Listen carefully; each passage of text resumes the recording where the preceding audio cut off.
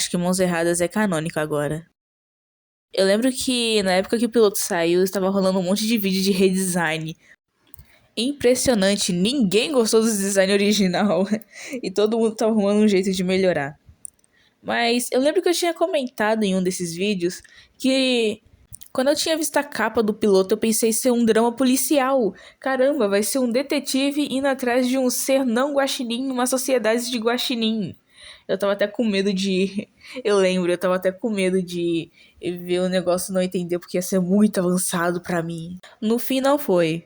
Foi um vídeo de Gacha Life 2018, A Filha Odiada. Pra ser bem sincero, eu acho que aquelas crianças conseguiriam fazer algo muito melhor.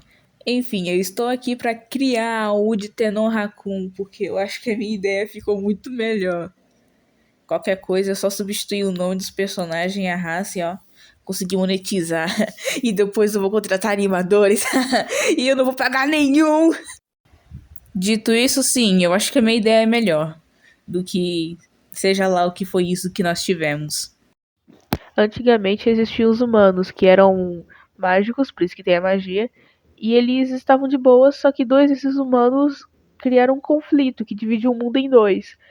E um terceiro humano, vendo que basicamente o mundo se dividiu em dois polares, ou é preto ou é branco, decidiu dar metade de um feitiço para um e a outra metade para o outro, que juntos nesse feitiço resultaria na extinção de todos os humanos. Só que ela não era burra nem nada, ela tinha um familiar que era um guaxinim. Aí ela trocou de mentalidade com esse guaxinim. E deu certo porque o humano é mamífero, o guaxinim é mamífero. Esse feitiço fez com que alguns animais meio que começasse a desenvolver também. Alguns deles começaram a pensar um pouquinho mais, em vez de só ser instinto. Os primeiros mesmo a evoluir assim foram os guaxinins. Aí depois foram pros porcos, ursos e qualquer outro onívoro. Aí eles tentaram fazer amizade com os herbívoros, mas os herbívoros não quis fazer amizade. Aí depois eles foram pros carnívoros. Os carnívoros aceitaram a amizade. E os herbívoros meio que começaram a perceber que, caramba, os carnívoros não estão mais caçando normal. Eles estão com 3 oitão e a gente está só correndo aqui.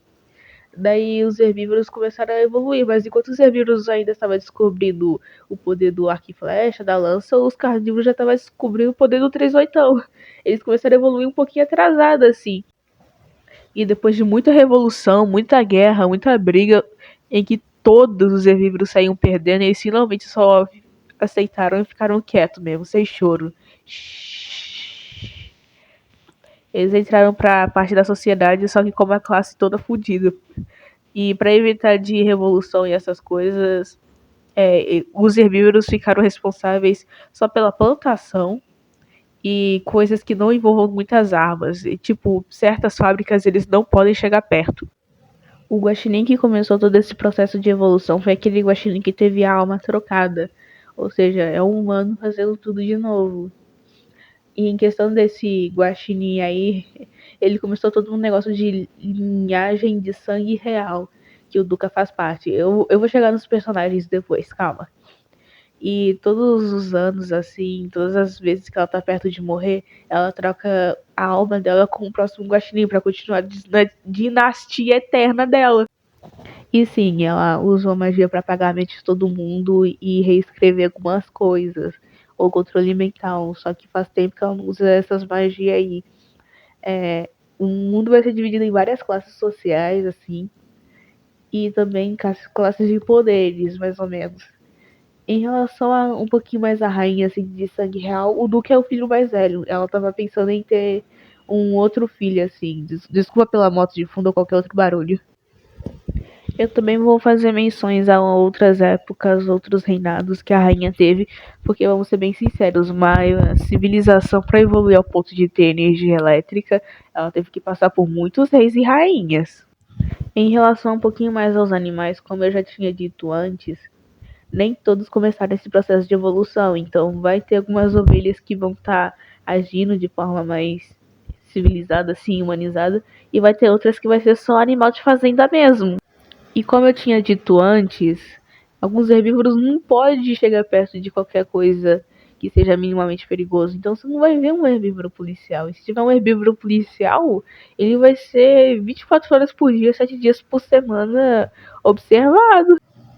em coisas como o rádio, a televisão, essas coisas, eles não falam muito sobre crimes cometidos contra carnívoros. Vai ser só carnívoro contra carnívoro ou herbívoro contra carnívoro. Não vai ser carnívoro contra herbívoro, essas coisas. Porque simplesmente herbívoro não tem palco, não tem voz, não. E também nesse mundo, o crime contra herbívoros é tipo bem foda. É muito comum um carnívoro atacar um herbívoro e fica por isso mesmo, não é nem animal de fazenda. Tipo, a dona coelha lá que saiu pra comprar uma cenoura pros filhos nunca mais voltou pra casa. Isso daí não é documentado, nem falado, nem nada. É só, acontece, acontece. Não só isso, como o Duca não vai ser o único meio assim, vai ter outros animais que também vai ser meio a meio. Tipo, cachorro meio coelho, coelho meio cachorro, gato meio algum outro animal lá. Porque crimes contra herbívoros, como dito antes, não tem palco. Em relação aos onívoros, guaxinins, assim, eles que cuidam de coisas importantes. Então vai ter muito mais uso chefe assim de negócios do que cães realmente chefes. Alguns cães são de classes altas, que nem gatos, mas nem todos. A maioria dos cães realmente seguiram no lugar de guarda mesmo. Então vai ser o guarda real ou guarda de polícia mesmo. Gatos são dois extremos, ou são acompanhantes de luxo assim, aquelas minas lá que ficam no braço dos caras ricos, alguma coisa assim, ou é muito favelado. Apesar de que gato é carnívoro, né? Era pra estar numa classe mais ou menos, enfim. Os onívoros em si vão estar sempre no poder, não importa o que. Mas aquele onívoro nem trabalha nem nada, ele vai. Não importa. Inclusive, ninguém vai ficar questionando a rainha, não. Ninguém lembra que ela apagou a memória nem nada. Vai ficar todo mundo. Rainha, que da hora! Pô, mó fã. E ninguém vai me questionar qual é a raça meia-mesa do Duca. Ela só meteu um. Deve ser falha na genética que a gente tem magia muito poderosa, né? Nós guaxinins. E é por isso que meu filho nasceu assim, apesar de ser a primeira vez que isso acontece assim na história com Guaxinim, hein? Ui! A história em si vai girar em torno do Luca descobrindo algumas coisas, porque ele foi privado assim de saber de certas coisas. Ele não sabe que a memória do seu povo foi apagado e ele não sabe que teve controle de mentes assim, ele não sabe de nada, tudo que ele sabe é o que ele viu na escola.